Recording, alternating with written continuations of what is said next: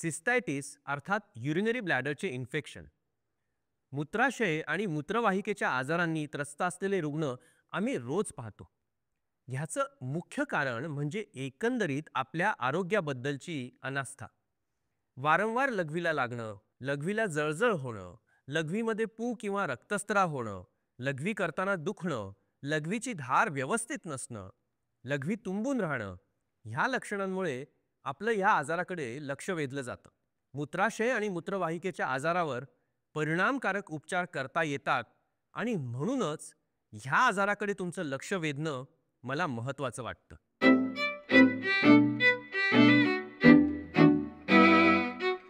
ह्या आजारांपैकी सिस्टायटिस हा स्त्रियांमध्ये सर्वसाधारणपणे आढळणाऱ्या आजाराविषयी आपण अधिक माहिती घेऊ. स्त्रियांच्या मूत्रवाहिका आणि मूत्राशयाची शारीरिक रचना अशी आहे की सरळ आणि छोट्या मूत्रवाहिकेमधून जंतू संसर्ग सहज होऊ शकतो. संडासची जागा आणि योनी मार्गांची असलेलं सानिध्य ह्यामुळे आणि त्याशिवाय मासिक पाळीच्या वेळी घ्यावयाच्या स्वच्छतेच्या काळजीच्या अभावामुळे मूत्राशयात होणारा मूत्रसंचय, बाळंतपण, मूत्र उत्सर्जन रोखून धरण्याची वृत्ती, ह्या सगळ्या गोष्टींमुळे स्त्रियांमध्ये सिस्टायटिस हा आजार अगदी कॉमन आहे. पुरुषांमध्ये प्रोस्टेट ग्रंथींच्या वाढीमुळे तुंबलेली लघवी पूर्ण मोकळी होत नाही, त्याच्यामुळे सिस्टायटिसची शक्यता जास्त असते. सिस्टायटिस या आजारामध्ये मूत्राशयाच्या आतील आवरणाला सूज येते. सर्वसाधारणतः E coli, gram negative bacteria, गोनोकोकाय नावाच्या जंतूंमुळे हे असं घडतं. ई कोलाय हे जंतू आपल्या अन्नमार्गात वास्तव करत असतात. लैंगिक संबंधानंतर अथवा शौचविधीनंतर हा भाग स्वच्छ करताना ह्या जंतूंचा प्रवेश मूत्रवाहिकेद्वारा मूत्राशयामध्ये होतो. मेनोपॉज नंतर इस्ट्रोजेन या हॉर्मोनचे प्रमाण कमी झाल्याने योनी मार्ग आणि मूत्रवाहिका कोरड्या पडतात. जंतू संसर्ग होण्यासाठी ही अनुकूल स्थिती असते. प्रजनन प्रतिबंधक साधनं, औषधं वापरणाऱ्या स्त्रियांना पण सिस्टायटिसची शक्यता अधिक असते. याबरोबरच मधुमेही रुग्णांच्या लघवीतील साखरेचं प्रमाण जास्त असल्याने जंतू संसर्ग होण्याची शक्यता त्यांनाही जास्त असते. मुतखडे आणि जन्मजात व्यंग असणाऱ्या व्यक्तींना देखील सिस्टायटिस हा आजार होण्याची शक्यता अधिक असते. सिस्टायटिस या आजाराची लक्षणं वैशिष्ट्यपूर्ण असतात. लघवीला जळजळ होणं, वारंवार लघवीला जावंसं वाटणं, घाईची लघवी लागणं, थंडी वाजून ताप येणं, एका वेळेस थोडीशीच लघवी होणं आणि लघवी पूर्ण झाल्याचं समाधान न होणं, ही लक्षणं असतील तर त्वरित लघवी तपासून घ्यायला हवी.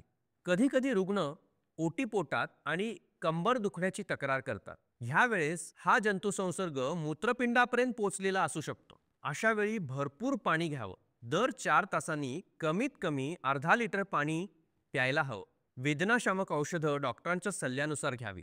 प्रयोगशालेय चाचण्यांचे रिपोर्ट्स येण्यापूर्वी सुयोग्य प्रतिजैविक औषधं घ्यावी लागतात.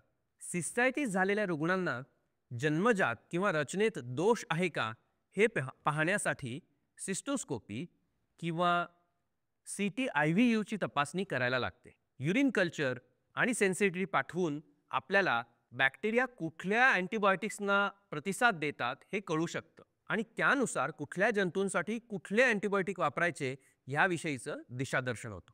मेनोपॉज झालेल्या स्त्रियांनी इस्ट्रोजनच्या गोळ्या किंवा क्रीमचा वापर केला तर ड्रायनेस कमी होतो आणि इन्फेक्शन आटोक्यात राहू शकतं.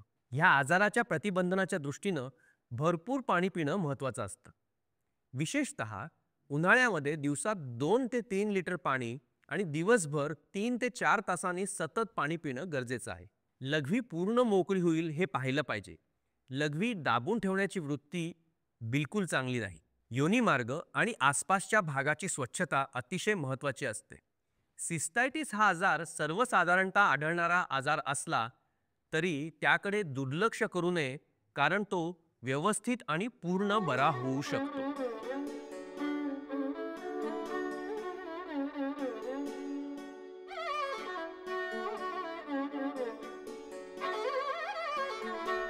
आजचा विषय संपला असला तरी आपलं ध्येय संपलेलं नाही. आरोग्याविषयीची संपूर्ण माहिती आणि मार्गदर्शन आपण यापुढील ऑडिओ व्हिडिओतही असंच चालू ठेवू. ह्या पुस्तकाची पूर्ण लिंक सोबत शेअर करत आहोत.